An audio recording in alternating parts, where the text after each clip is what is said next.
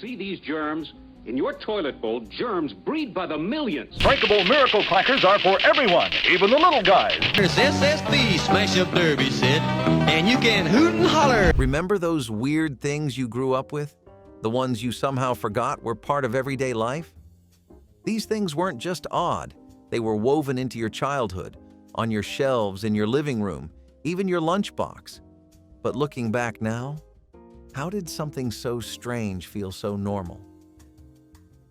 Space food sticks were one of those things that sounded way cooler than they actually were. The idea was pure marketing genius.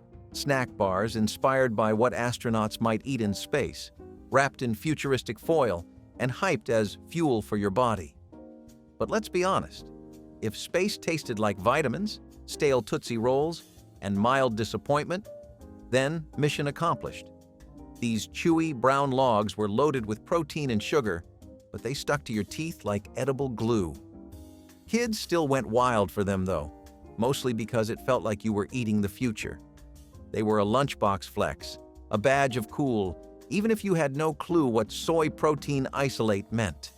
General Foods pushed them hard in the 1970s, especially after the Apollo missions, and you could find them in every grocery store's snack aisle right next to the fruit roll-ups and suspiciously neon cheese puffs. The weird part? People genuinely thought they tasted good for a while. But let's be real, nostalgia is doing most of the heavy lifting. They quietly vanished when the novelty wore off and other snacks outshined them. Still, if you ever chewed on one and tried to float in your hallway pretending to be an astronaut, then you remember exactly how weird and wonderful this moment in snack history really was. Invisible dog leashes were peak playground comedy. You had a rigid wire loop shaped like a leash, but the leash itself was empty. That was the whole gag. You walked down the sidewalk with an empty lead and acted like you had a little invisible dog trotting alongside you. Sometimes you'd bend down and pet it or pull it back when it got distracted by a bush. Kids who pulled this off with a straight face were legends. It was a prank, a conversation starter, and a strange kind of performance art all rolled into one. This thing turned a 5-minute walk into a full-blown comedy routine, especially when adults tried to act unfazed. You knew you nailed it when some stranger actually said, "What kind of dog is that?" The 1970s were full of novelty items like this, the kind of weird toy you'd find hanging in a rotating wire rack next to the fake poop and rubber chickens at your local dime store. What makes the invisible dog leash so special, though, is how completely sincere we were about it. You had to believe in it just enough to sell the illusion. In a time before smartphones, this was how you went viral, by turning heads in real life. And even if it only lasted a summer or two, it was unforgettable. The Kenner SSP Smash-Up. Derby set was the kind of toy that brought controlled chaos into every living room. These were wind-up cars, but not just any kind. They came with ripcords you pulled like a maniac, launching your car into top speed before slamming it into your siblings. The goal? Destruction. These cars were designed to fall apart on impact. Doors would fly off, hoods would flip open, bumpers would snap clean off. And the best part? You could put them all back together and do it again. It was every kid's first taste of carnage with zero consequences. There were no rules, just a flat surface and as much floor space as your parents would tolerate. It was loud, fast, and pure mayhem. And while it looked like junk after a few weeks of hard play, we all kept our cars patched up with tape and hope. The Smash-Up Derby was more than a toy. It was a cultural moment. Commercials made it look like NASCAR for the under-12 crowd, and that only made it cooler. We did not think twice about hurling plastic at top speed across the kitchen tiles. If anything, it felt like training for something important. Looking back, it is amazing we did not break more furniture or toes. But in that golden moment, it was worth it. Clackers were weapons disguised as toys. That is not an exaggeration. They were two hard acrylic balls attached to a string, and the entire purpose was to swing them up and down until they smacked together in a rhythmic, bone-jarring clack, over and over again. The sound was loud and addictive, like fireworks made out of plastic. They were mesmerizing too. You'd get hypnotized watching someone else do it and then immediately try it yourself. Of course, That usually ended in a bruised wrist or a broken pair of glasses. That is just how clackers worked. They hurt. But they were cool. They were banned in a lot of schools, not because they were annoying, but because kids were getting legit injuries. That only made them more appealing. If your clackers were cracked or chipped from battle, that was a badge of honor. They came in wild colors like neon orange or electric blue and made you feel like you were holding a pair of meteorites on a mission. It was an era when danger and fun were practically synonyms, and clackers were the poster child. Looking back, it is amazing these even made it past the Toy Safety Commission. But for one weird moment in the 1970s, clackers ruled the playground, and your bruises told the story. Cartoon cereal box prizes were tiny treasures disguised as marketing. You could not walk past the cereal aisle in the 1970s without seeing cartoon mascots grinning down at you like they knew something you did not. And they did. They knew there was a toy hidden inside the box. That little plastic prize sealed in a bag or buried under a mountain of sugar-coated flakes was the only reason half of us begged for certain cereals. It did not matter if it tasted like cardboard. If there was a glow-in-the-dark ring or a mini comic book inside, we were in. You could barely make it through breakfast without tearing the box open first. The real meal was plastic, not corn or wheat. Everyone became a cereal archaeologist for 5 minutes every morning. Saturday mornings felt like Christmas when you cracked open a fresh box. You did not pour the cereal. You excavated it, digging through the flakes with your bare hands like a mad archaeologist while your siblings screamed that it was cheating. It was cheating. But we did it anyway. The prizes were never high quality. They were cheap, plastic, and broke in a week. But they were ours. And for a few shining minutes, they were the coolest thing we owned. Even now, cereal just feels incomplete without that moment of discovery. Bread loaf chairs were something you did not sit on so much as sink into. Oversized and foam-filled, these chairs looked suspiciously like a giant slice of white bread, and they kind of felt like one too. They were squishy, beige, and usually came with brown piping to really sell the crust illusion. They were so absurd you had to love them. You could find them in bedrooms, dens, or anywhere a beanbag might live. But this was not just a beanbag chair. This was food furniture. It looked like a joke, but nobody was laughing when it was your turn to sit in it. Once you were in, getting up again took real effort. It hugged your body like it had no intention of letting go. No one needed a bread loaf chair, but everyone wanted to sit in one at least once. They were part of that 1970s design moment where the line between decor and joke blurred. It was like someone looked at a loaf of Wonder Bread and thought, yeah, that could be a vibe. They were weirdly comfortable, like sitting in a warm memory. And if you had siblings, good luck keeping your turn. These chairs had gravitational pull. Looking back, they do not make much sense, and that is exactly why they were so unforgettable. Creepy ventriloquist dolls were marketed as toys, but let's be honest, nobody ever felt totally okay with them. With their stiff limbs, frozen smiles, and those eerie blinking eyes, they felt more like something you escaped from than something you played with. These dolls came in boxes with instructions, like you were adopting a miniature man with commitment issues. If you ever held one and tried to make it talk, you probably got a shiver down your spine before you even moved its mouth. And yet, we kept them around. Kids practiced routines, talked to them, even made up little shows. But when the room was dark and quiet, you swore they were watching you. The eyes always seemed a little too real, the mouth a little too ready to move. Even the dog avoided them. But deep down, we knew something was off. You would wake up at night and swear it had changed positions. You would close its eyes and find them open the next morning. The 1970s had a thing for slightly terrifying toys, and ventriloquist dolls were at the top of that list. If your older cousin had one, you probably tried to act cool around it. But the truth? We all knew the risk. Still, we could not help ourselves. There was something about that creepy little face that made you want to keep it close and a little farther away, all at once. Wacky Packages stickers were like if Mad Magazine and your school notebook had a love child. These satirical stickers took real household brands and turned them into twisted, hilarious parodies. Captain Crud instead of Cap'n Crunch. Crust, toothpaste. Dr. Pooper. They were gross, clever, and absolutely addictive. Kids bought them in packs like trading cards and peeled them off one by one to stick on lunchboxes, lockers, and every notebook they could find. The best ones were the ones that actually fooled people from a distance. You would catch a teacher doing a double take at your fake soda can label. It felt like having a secret weapon in sticker form. There was a strange joy in collecting these little jabs at corporate America. They made you feel rebellious, like you were in on the joke even if you barely understood it. You traded them at recess like currency. Some kids had full binders, others slapped them on their skateboards or bedroom doors, marking their territory with satire.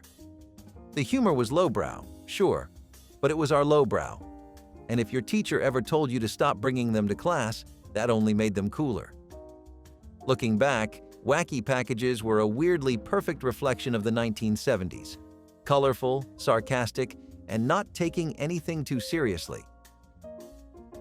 Sani Flush toilet cleaner commercials were so graphic, they kind of scarred you. These things ran on television like horror movie trailers. You would be sitting there, enjoying your cartoons, and suddenly you were watching a toilet bowl infested with animated germs getting annihilated by blue powder. It was both disgusting and amazing. The animation showed germs screaming in terror as they got flushed away, and kids watched with their mouths hanging open. You were not grossed out. You were impressed. Those germs looked like tiny monsters, and we rooted for their total destruction. We did not even know what bacteria were, but we knew they had to go. Blue powder had never looked so heroic. That cleaner looked like it could defeat an alien invasion. It was dramatic, it was loud, and for some reason, it made you want to clean the bathroom. These commercials were peak 1970s marketing, overselling a product with the intensity of a disaster film. If you grew up during this time, there is no way you forgot the voiceover yelling, "Sani Flush," like it was the final line in an action movie. Your parents might have laughed, but for you, it was burned into your brain. Even now, hearing that name is enough to conjure up the sight of cartoon bacteria screaming into the plumbing. That is branding, baby. Foam burger phone notebooks were exactly what they sound like. You opened a giant plastic hamburger, and inside was a notebook, or sometimes a tiny phone pad. The bun was the lid, the patty was the body, and if you were lucky, it came with a pen shaped like a pickle. It was ridiculous in the best way. Nobody actually needed one, but if you had it, you were automatically cooler than anyone else in homeroom. Even if you never wrote a single thing in it, just owning one was enough. It was less about function and more about flex. They were novelty royalty. Found in toy stores, gift shops, or that one weird aisle in the drugstore, these burger phones were the height of weird desk swag. You would crack it open during class like you were unwrapping a treasure. Teachers rolled their eyes. Classmates leaned over for a closer look. It was not practical, but it was unforgettable. If you had one, you remember it. If you saw one, you probably still want it.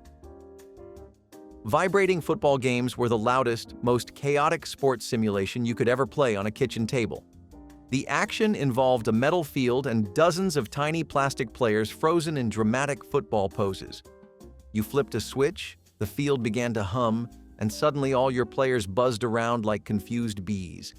There was no control, no strategy, just pure vibrating madness.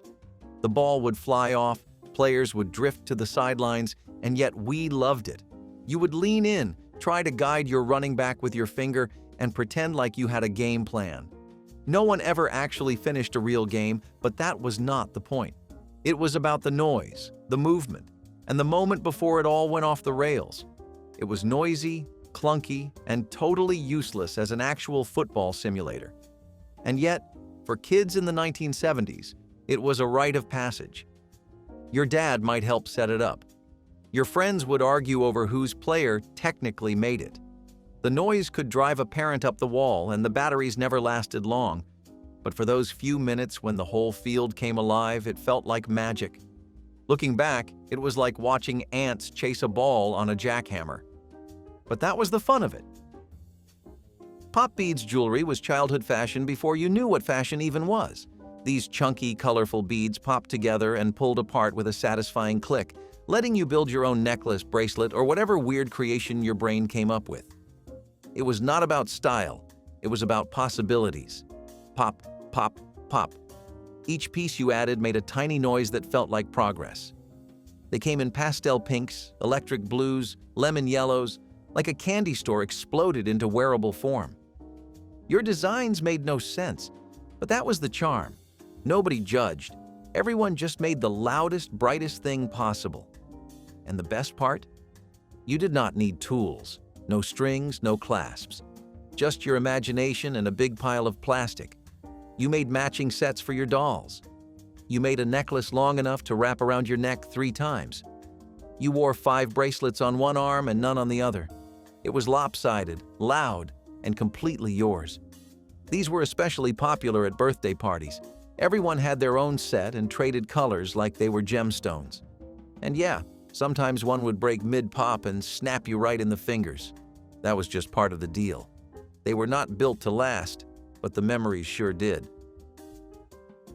Mop-top dolls were slightly unsettling little characters with yarn for hair and blank, unblinking faces that somehow charmed an entire generation. They were supposed to be cute. They were supposed to be playful. But the reality? These dolls sat in your room like mute witnesses to every childhood secret you ever whispered. The yarn hair came in all colors, bright red, sunshine yellow, or sky blue, and looked like something your grandma crocheted in a rush. They wore patchwork clothes that seemed stitched together by someone guessing what kids wore based on a foggy memory. They had no batteries, no sound chips, just an unsettling stillness that dared you to blink first. Somehow that made them feel even more alive. Yet we adored them, hugged them, named them, told them our biggest secrets and fears. Their weirdness was part of the appeal. There were no batteries, no flashing lights, just a soft, oddly shaped buddy with a head the size of a melon. You would sit with one on your lap during story time and swear it blinked. Parents thought they were harmless. Some kids thought they were haunted. Either way, they were a staple of the 1970s bedroom, standing silently in the corner, always watching. Early talking toys, like the ones that led to Big Mouth Billy Bass, were part entertainment, part jump scare. You would pull a string or press a button, and suddenly the toy's mouth would move, while a weird robotic voice blurted out a catchphrase or a song. It was supposed to be fun, and sometimes it was. But it could also be deeply weird. The mouth never synced quite right. The eyes were always a little too wide. And the voices? Uncanny. You might have had a plastic parrot on a perch that squawked things like, "Hello there," or a furry dog that would say, "I love you," in a tone that felt more threatening than sweet. These toys were magnetic. You could not stop pressing the button, again and again, even if your parents begged you to stop. They were loud, glitchy, and a little janky, but something about them felt ahead of their time, like a broken promise from the future. You would bring them out during sleepovers to show off and maybe scare your friends just a little. And even if the batteries died and the voice got slower, way slower, you still could not throw it away. It became a weird little mascot of your childhood. Silly putty pressed on newspaper comics was a ritual, not just a toy, a ritual. You would smash that pink glob onto the Sunday funnies and peel it off slowly, holding your breath like you were doing a science experiment. And there it was, Garfield, Marmaduke, or Blondie, perfectly imprinted in reverse. It was magic. You would stretch it, and their faces would distort like some kind of cartoon horror show. Then you would roll it back up and start again. The putty itself had this strange, fleshy texture, soft but firm, stretchy but not sticky. It came in a plastic egg, which felt like a prize from another world. You could bounce it like a ball, stretch it like taffy, or press it flat into a tiny pancake. And yes, you inevitably got dirt and crumbs in it until it turned gray. That did not stop you from playing with it. Every kid had a silly putty phase, and for good reason. It was cheap, it was weird, and it let you do things you technically were not supposed to, like steal comics or flatten it onto your siblings' homework. It was harmless rebellion in egg-shaped form. Vinyl peel-off wall murals were basically giant stickers for your house, and they were amazing until they started peeling. You would go to a home store or a catalog and see these enormous, glossy prints of forests, beaches, rainbows, or unicorns, and your brain would melt from the possibilities. Why not turn your bedroom into a magical meadow? They asked. And so you did. You or your parents would slap one of these massive sheets onto a bedroom wall, smoothing it out with brooms, rulers, or whatever tools were handy. It looked incredible for about 2 days. Then came the bubbles, the corners, the slow curl of vinyl detachment. But even then, you loved it. These murals were a commitment. You would lie on your bed staring at a printed waterfall, pretending you were somewhere else entirely. They were part escapism, part design disaster. But we did not care. It was the 1970s. That was the aesthetic.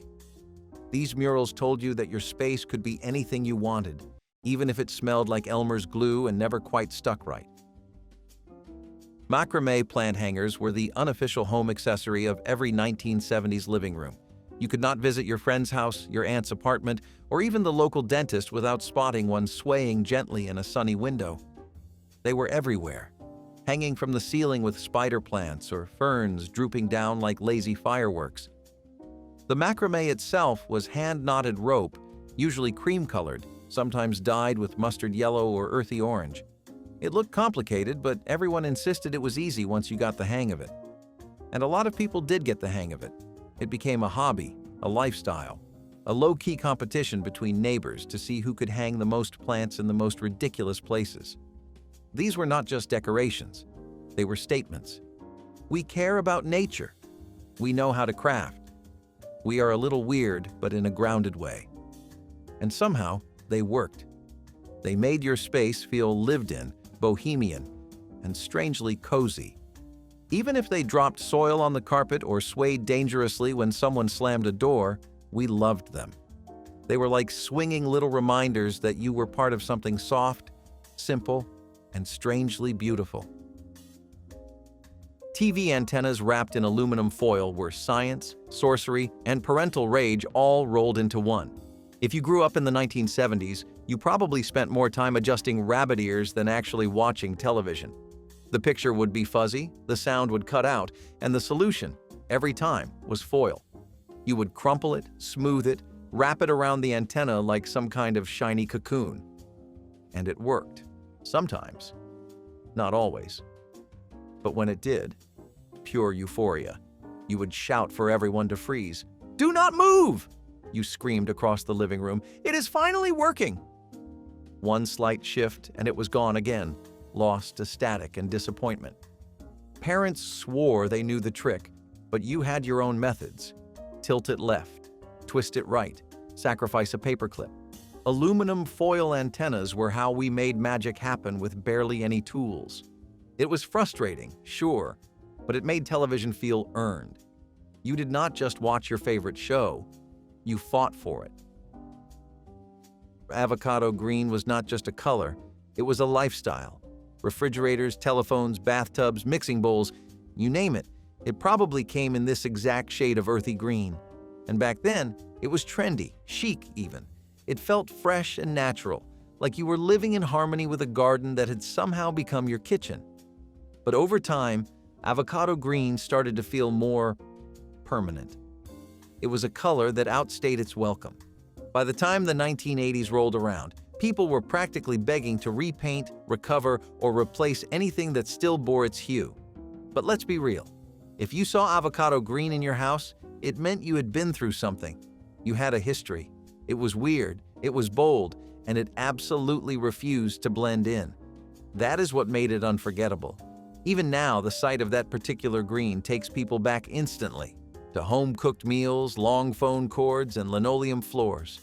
It was ugly, but it was our ugly. Granada TV consoles were part television, part furniture, and part family member.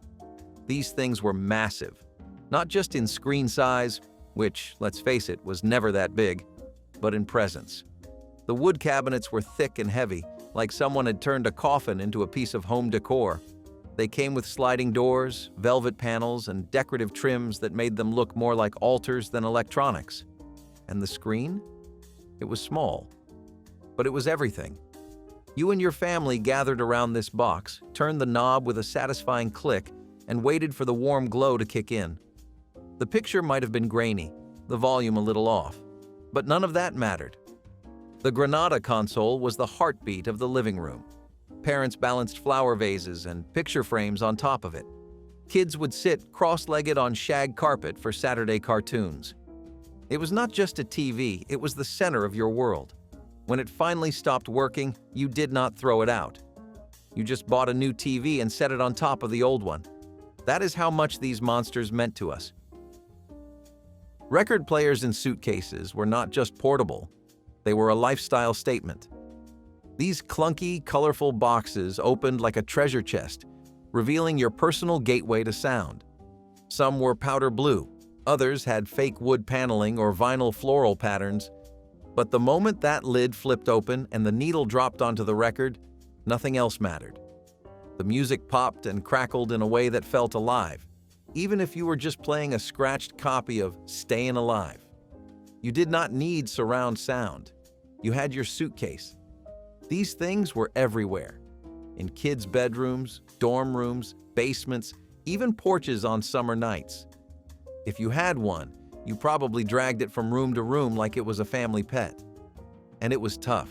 You could slam the lid, carry it by the handle, shove it under a bed. The speakers were tinny. The knobs stuck. The records wobbled a little. But it played your favorite songs, and that was all you cared about. There was something magical about picking out a record, placing it gently, and waiting for that first note to hit. You were not just listening. You were curating a moment. And when you closed the lid and packed it up, it felt like taking your memories with you. Homemade tanning reflectors were the closest thing 1970s teens had to personal solar panels. Just picture this. A square of cardboard wrapped in aluminum foil, angled carefully under your chin while you laid in the sun like a piece of meat on a rotisserie. Everyone had one. You would lie out on a towel in the backyard or driveway, squinting into the blazing light, convinced that this was the key to looking fabulous. Forget sunscreen. Forget shade. The goal was to tan, fast, dark, and even, and the foil helped intensify the sun's rays. At least, that is what everyone said. You would hold that thing like a steering wheel from hell, flipping it to catch more light. Add in some baby oil or lemon juice on your skin and hair, and you were officially a science experiment. Parents warned you. Dermatologists definitely would have warned you, if anyone had asked. But no one did, because a golden tan was everything. It meant you were healthy, cool, summer-ready. And even if you burned, peeled, and ended up with awkward raccoon-eye tan lines from your sunglasses, it was worth it. Looking back, it is kind of horrifying. But at the time, it felt like part of growing up. Plastic furniture covers were what happened when form lost a violent battle with function. You would walk into a relative's house and immediately hear it, the squeak of plastic as someone shifted on the couch. These clear vinyl sheaths were supposed to protect the good furniture. Instead, they turned every chair into a sweaty, crinkly torture device. You sat down and stuck to it. Your thighs peeled off with a sound that still haunts your dreams. In the summer, it was like sitting on cellophane over a stovetop. And in the winter, freezing cold. But nobody dared take them off, not even during parties or holidays. The fabric underneath is still new, your grandmother would say, as if the couch were some museum artifact we were all here to preserve. These covers were zippered tight, custom fitted, and lovingly wiped down every week. Sometimes they had patterns, faux quilting or tiny textured dots meant to look fancy. They did not. But we accepted it, because back then nothing said, "We made it," like a living room set that no one was allowed to actually enjoy. It was weird. It was uncomfortable. And yet, somehow it was comforting too. That plastic smell? That sound when you sat down? That was the soundtrack of visiting someone important. Hustle dance lessons on television were the 1970s version of TikTok tutorials. except instead of swiping, you were sweating. It usually started with a variety show host saying something like, "Tonight we are learning the hustle," and suddenly your living room turned into a disco studio. The camera zoomed out, revealing a group of dancers in flared pants and glitter shirts, moving in perfect sync to a funky beat. The steps were fast, the spins were tight, and you were already lost halfway through the second 8 count. But it did not matter, because you were in it. You were trying. You might have had shag carpet under your feet and a popcorn ceiling above your head, but you were on that dance floor in spirit. Some shows even had follow-along segments, simple moves broken down slowly so the whole family could join in.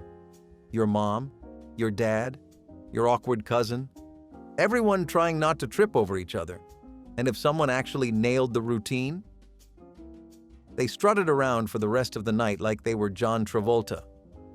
The hustle was more than a dance, it was a mood. It was about rhythm, flair, and trying your best, even if you looked like a confused giraffe. And that, more than anything, is what made it unforgettable.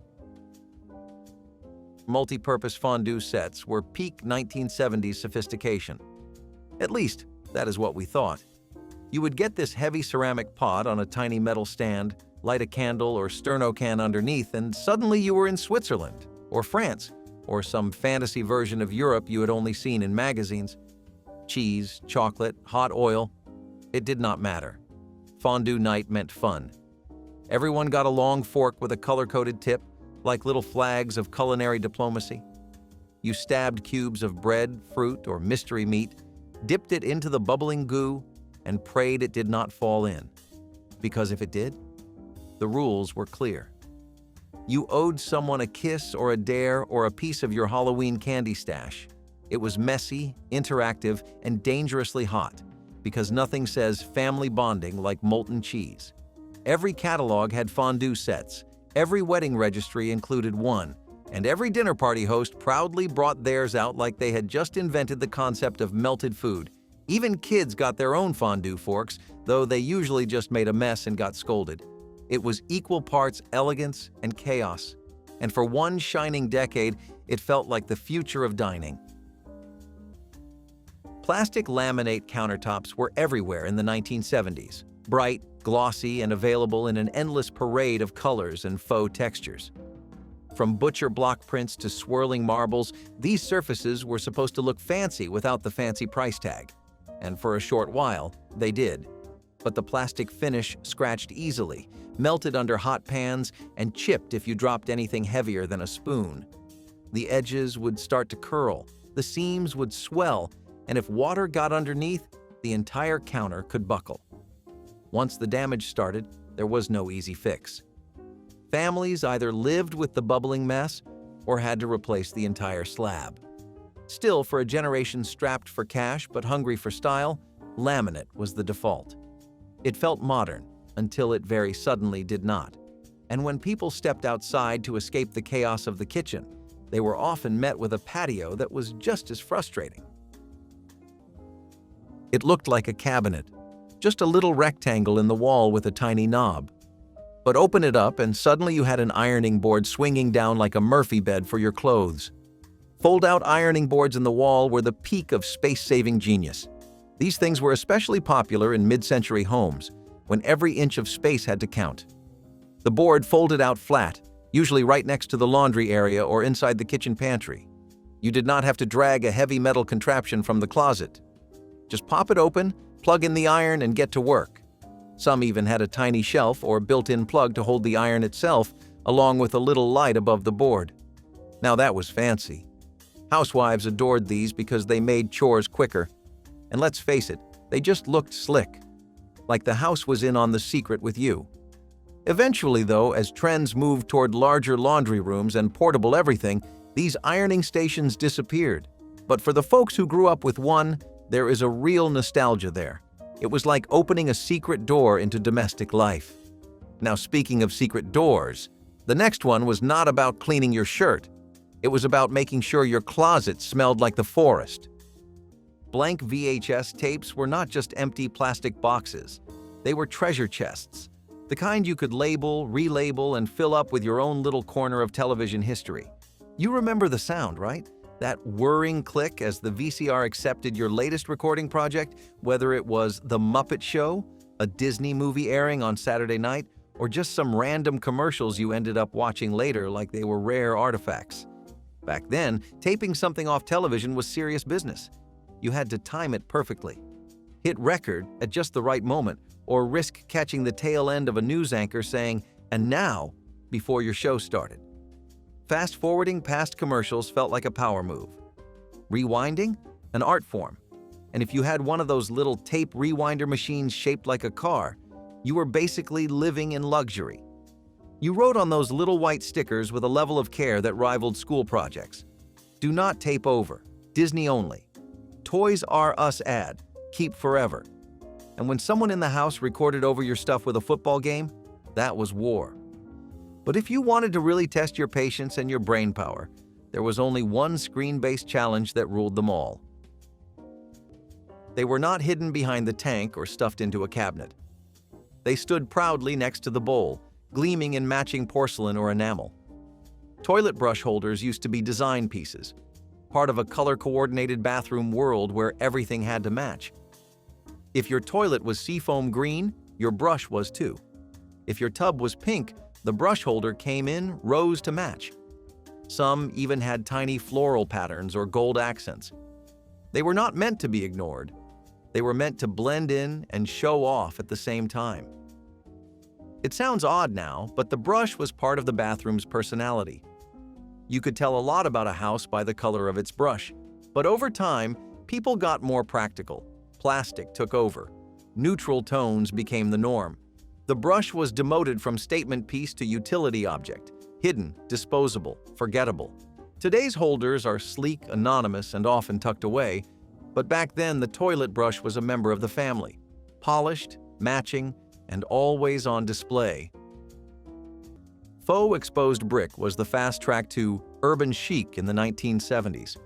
You could find it in basements, kitchens, and even living rooms, thin brick veneers glued to drywall, or worse, vinyl panels printed with brick patterns. It gave the illusion of raw, industrial charm without the cost of actual masonry. But like most shortcuts, it did not hold up. Over time, the adhesive failed.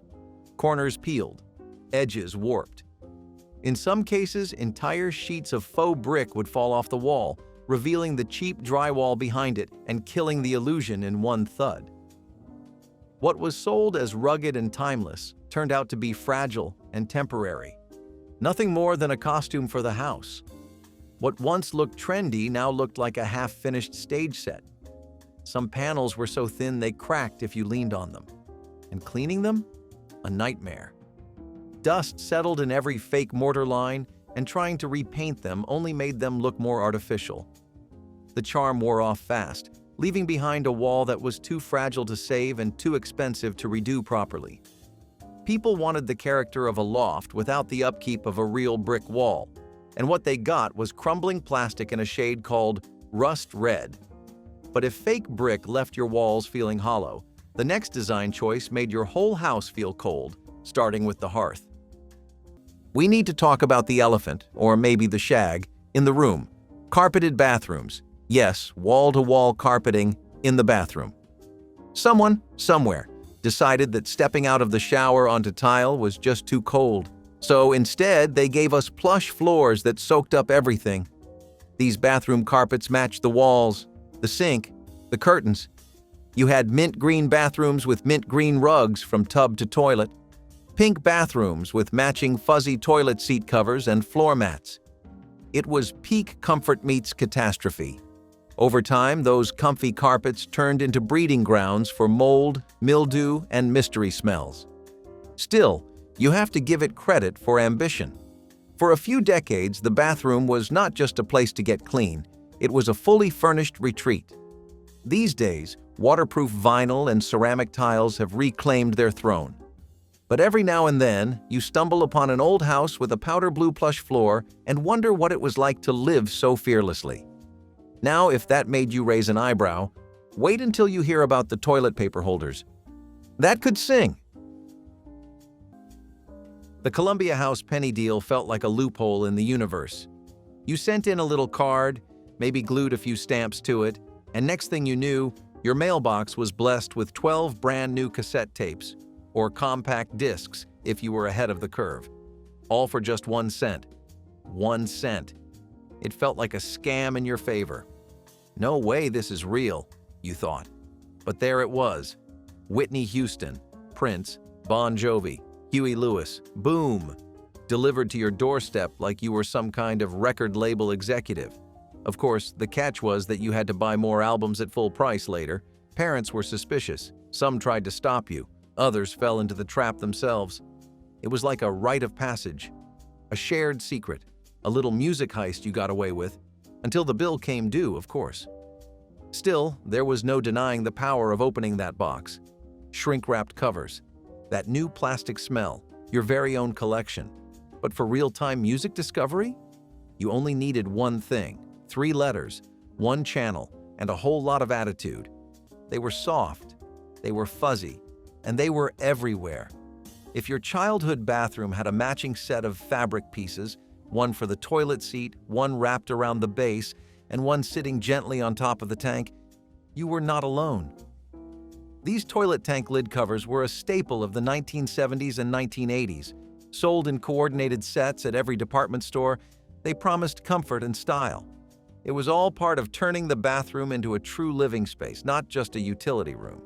Designers wanted every surface to be soft and decorative, even the toilet. But the dream had its downsides. These fuzzy fabrics soaked up everything: humidity, splashes, the occasional accident, and they never seemed to dry completely. They became homes for bacteria, dust, and a smell that was always just slightly off. Eventually, practicality won.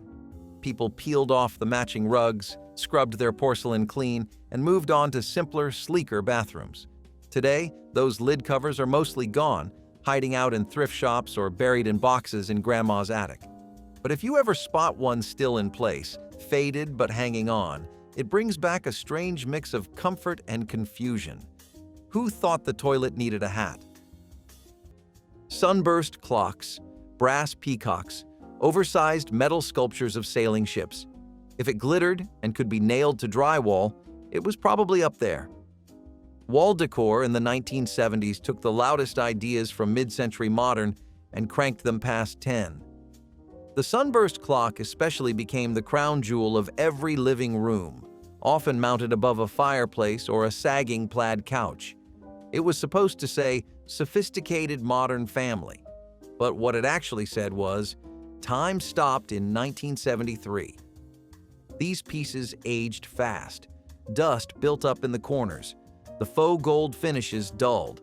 And eventually, people began to question why a clock needed 20 sharp metal rays stabbing out into their personal space. Like so many things from the 70s, it was a style built on boldness. And boldness is a hard thing to live with, especially when it came in shades of burnt orange and baby poop brown. Let us talk about the rumpus room. If the living room was where adults behaved themselves, the rumpus room was where the kids got wild. Usually tucked away in the basement, this was the unofficial playground of every suburban household from the 1950s to the 1970s. Carpeted in wall-to-wall shag, lit by lava lamps, and often filled with beanbag chairs, dartboards, and mismatched furniture, the rumpus room was every child's dream and every parent's secret weapon. You could send the kids down there for hours, let them roughhouse, make noise, and burn off all that energy while the grown-ups enjoyed some blessed peace upstairs. It was not about looking nice, it was about cutting loose. Some had jukeboxes, others had board games stacked to the ceiling, and every now and then, you would find a couch that doubled as a trampoline. It was chaos, but it was controlled chaos. Over time, the idea faded as homes got bigger and open concepts took over. Now, everything is multifunctional. But there was something beautiful about a room that existed just for noise, mess, and memory-making. The name says it all, Rumpus. No rules, just vibes. But even in the loudest house, you still needed a way to call the kids upstairs. And you will not believe how we used to do that. They looked like nothing. A tiny slit in the back of the medicine cabinet, sometimes labeled, sometimes not. but mid-century homeowners knew exactly what it was for. Used razor blades. Back when razors were made of metal and designed to be replaced regularly, you could not toss them in the trash without risking someone's fingers. So you dropped them into the wall instead, one by one, forever. Builders thought they were doing something smart, safe disposal with no mess. But over time, those tiny drops added up. Home renovators have opened walls and found literal piles of old blades resting silently between the studs, untouched for 50 years. Today, the idea seems insane. But it was once standard practice. The slot was clean, tidy, out of sight. It solved a problem without really thinking about the future. And now, those future walls are filled with yesterday's solutions. The blade slot reminds us that even the safest seeming features can have a hidden cost. That behind every smooth bathroom wall, there might be a quiet collection of rusting metal, forgotten by everyone except the house itself. Made-for-television movies in the 1980s were not just filler. They were events. Whole nights were planned around them. When that promo would come on, this Sunday, only on ABC. You would perk up, lean in, and make mental notes to not miss it. This was before DVR, before pause buttons. You missed it? You missed it. These movies had titles like The Day After, V, The Final Battle, or The Ewok Adventure. Some were tearjerkers, some were thrillers, some were straight-up terrifying. And they had you glued to the screen, wondering how they managed to squeeze so much drama into 2 hours. Plus, commercials. Families would make popcorn, dim the lights, and treat it like it was an actual premiere. You watched it live together, and you talked about it the next day at school. Because chances were, everyone saw it too. They hit different. The music, the narration, even that grainy picture. It all added to the mood. You were not just watching. You were part of something. And right in the middle of those movies came the strange intermissions, ones that could go from innocent to haunting in 5 seconds flat.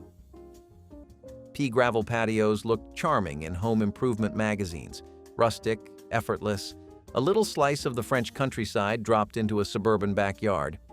But once they were installed, the reality quickly set in. These patios were nothing more than a layer of loose, sharp-edged stones that never stayed in place. Chairs sank into them, tables wobbled, and walking barefoot was out of the question unless you had calluses like leather. Every breeze sent pebbles scattering into the grass, and lawnmowers did not take kindly to rogue gravel. Kids hated playing on it, pets tracked it indoors, and any kind of sweeping or raking turned into a full-blown yard battle. Even worse, the so-called drainage benefits rarely worked out, leaving the area soggy in winter and scorched in summer. Within a year, most patios looked patchy and uneven, like a poorly maintained construction site rather than a space for relaxation. Homeowners tried tamping the gravel down, adding edging, even gluing it in place, but nothing made it better. It was a great idea in theory, undone by the simplest problem: gravel rolls and people fall. Still, even inside the house, that same mix of fashion and frustration kept showing up, especially in the form of a curtain that was not quite a wall and not quite anything useful at all. Before there were curling wands, flat irons, and hair straighteners with 10 settings, there was one holy grail of home beauty: the built-in hairdryer chair. That is right, just like the ones at the salon. These were dome-shaped dryers, fixed right into vanities or dressing tables, and they were everything. Sit down, flip a switch, and suddenly your head was enveloped in a low hum of warm air. These machines were especially popular in the 1950s and 1960s when hairstyles like the beehive or the bouffant required serious volume and serious time. The dryers were sleek, futuristic, and a little noisy, but they got the job done. Housewives would sit under them while flipping through magazines, sipping coffee, or catching up on the neighborhood gossip. Some units were even foldable, tucking away neatly when not in use. Today, we think of beauty appliances as portable and handheld. But back then, hair care was an event, and the home adapted accordingly. These built-in dryer chairs turned the average bathroom into a personal beauty parlor. Sadly, they went the way of Aquanet and home perms. But speaking of gossip, let us head into the hallway because the next stop is where stories were shared, secrets were spilled, and teenage hearts skipped a beat. Taping songs off the radio was a sacred mission. You would sit for hours next to your boombox, finger hovering over the record button, praying that the next song would be the one. And when it was, you had one shot to catch it clean, no static, no interruptions, and above all, no DJ talking over the intro. But of course, they always did. The opening notes would hit, your heart would race, and just as you hit record, that was the latest from Madonna. Coming up next, we've got... And just like that, your perfect mixtape moment was ruined. You would yell at the radio like the DJ could hear you. Why? Why do you do this to me? It was a battle of timing and nerves. Some kids got sneaky and recorded during the night shift when the hosts were quieter. Others became masters of timing, predicting when the chorus would drop, when the ad break would hit. It took real skill. And even if you missed a few seconds of the intro, you still labeled the tape like it was gold. You were not just building a playlist, you were capturing a moment. Free music, sure, but earned through effort, patience, and pure willpower. And if you were serious about your song collection, you were not stopping at one track. You were building an entire soundscape, one emotional banger at a time. Imagine soaking in the tub after a long day, only to hear your mother's voice echo through the wall. Dinner's ready. In mid-century homes, this was not a dream, it was reality. Bathroom intercoms were part of built-in home systems that connected every room with wired communication. You could buzz the kitchen from the basement, call the front door from the master bedroom, and yes, even talk from the bathroom. It felt futuristic, like living inside a spaceship, but the novelty wore off. The sound quality was rough, privacy was gone, and nothing killed a relaxing bath faster than your dad asking where the remote was, through a speaker. By the 1980s, intercom systems were seen as clunky and outdated. They stopped working, they were never repaired, and eventually, they were just decorative panels collecting dust. Some people pulled them out entirely. Others left them in the wall like little relics of forgotten innovation. Today, they sit frozen, buttons unpressed, speakers silent. They are a reminder that once, even the bathroom was part of the conversation, whether you wanted it to be or not. At some point, someone decided mirrors did not belong on just the walls of dance studios. They belonged in your living room too. Mirrored walls were supposed to open up small spaces and reflect natural light. What they actually did was double your clutter, amplify fingerprints, and make your guests deeply uncomfortable. People would walk past their own reflections during dinner, trying not to make eye contact with themselves. The idea was chic. The reality was cold, clinical, and impossible to keep clean. What was meant to make your room look bigger ended up making it look busier, messier, and 10 times more high maintenance. And once one mirror cracked or peeled, the illusion of glamour shattered instantly. Every smudge, every streak, every greasy fingerprint stood out like graffiti. If you tried to hang art on them, you ended up with a framing nightmare. And if one cracked, it did not just ruin the wall, it shattered the illusion entirely. Mirrored walls were the visual equivalent of trying too hard, and as it turns out, they were not even the most fragile design feature of the decade. That title belonged to something hiding right above your head. Speaking of things built right into the house, you are not going to believe what kind of doors were hiding inside the walls. For your milk. Picture this. You wake up, walk to the side of your kitchen, and open a tiny little door built right into your house. Behind it, a bottle of fresh milk, cool and ready to pour, maybe even some butter or cream depending on the day. No, it is not magic. That was the milk door, also called a milk chute. These small pass-through compartments were genius in their simplicity. One side opened from the outside, where the milkman would quietly place the day's delivery. The other opened from inside the house, so you never had to go out in your slippers or bathrobe. It was the drive-through window before there were drive-thrus. These doors were more than convenient. They were a sign that the world once ran on a shared rhythm. Everyone knew when the milkman came by. You could even leave payments or notes inside. Some had little shelves, others had insulation, and most people never locked them because who would steal milk? Of course, once grocery stores and home refrigeration became widespread, the milk door quietly disappeared, sealed up, painted over, or just forgotten. But somewhere out there, behind layers of drywall, a few still exist. Hidden time capsules. You had not lived until you beat the Oregon Trail without dying of dysentery. That was the holy grail of 1980s computer gaming. Those chunky gray computers in the school lab, that pixelated map, that relentless text box reminding you that little Timothy had broken a leg and your oxen just drowned crossing a river. Iconic. It was not just a game, it was survival. You learned real-life lessons in that pixel wilderness, like how much meat you could carry back from a hunt, not much, or why you should never try to ford a river without thinking it through. And somehow, we were totally into it.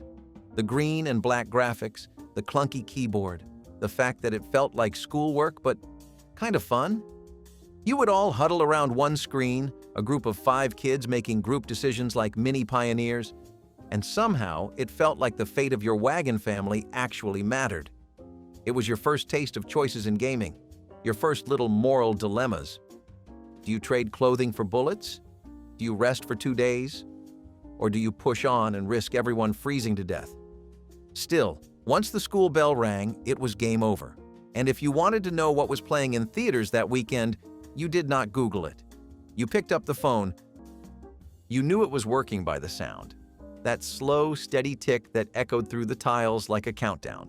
Rotary light timer switches were once standard in homes from the 1940s to the 1970s, used to control heat lamps, exhaust fans, or even vanity lighting. You would twist the knob, hear the click, and then wait for the time to run out. It felt like a warning, a reminder that comfort was temporary and the lights would not wait forever. Some were elegant chrome dials, others were beige plastic lumps with fading numbers, but they were all a bit ominous. The ticking filled the room with urgency. Better finish brushing, better finish shaving, because once it stopped, you were back in the dark. Eventually, these timers became annoying, noisy, inconvenient. People swapped them out for silent switches or digital controls. The ticking stopped, but those who grew up with them still remember that sound.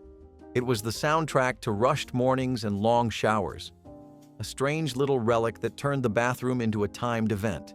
And honestly, it made everything feel just a little more important. In-house saunas started popping up in the 1970s like a middle-class fantasy made real.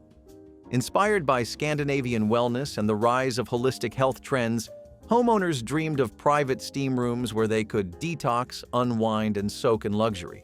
And for a few weeks, maybe even a few months, they did. But the novelty wore off faster than expected. The saunas were often tiny, tucked into the basement or spare bathroom, and felt more claustrophobic than calming. The wood slats warped, the heaters broke down, and the electricity bills soared. Even worse, many homeowners realized they did not actually enjoy sitting alone in a hot box after a long day. Some tried to repurpose them as storage closets. Others just shut the door and pretended they were never there. Over time, the cedar scent faded, and the dream of in-home wellness was reduced to a dusty box full of broken thermometers and regrets. Still, as one form of self-care faded, another visual trend picked up steam, one that promised to bring bold personality to every wall, only to become a homeowner's worst nightmare. Speak and Spell. A name so simple, you almost forget just how advanced it felt. This little orange learning machine had a robotic voice that felt both comforting and unsettling at the same time. The keys were rubbery. The screen was a small LED display, and the second it powered on, you felt like a kid genius. This was not just a toy, it was a computer. At least to us it was. And for a lot of people, it was the first time they ever heard a machine talk to them like a teacher would. It would ask you to spell elephant or photograph in that slow, mechanical voice. If you got it wrong, it would buzz like you had just activated some kind of self-destruct sequence. And if you nailed it, That same robotic voice gave you praise like it meant something, like it knew you. Speak and spell was part game, part lesson, and 100% magic. You did not need Wi-Fi. You did not need batteries half the time. All you needed was the imagination to believe that this talking toy was the smartest machine in the house. And sometimes, it probably was. Of course, intelligence was one thing, but style? That was another story. If you were the kid with this next item, everyone knew you had your life together. If one of these sparked a lost memory, hit like, drop it in the comments, and subscribe for more blasts from the past.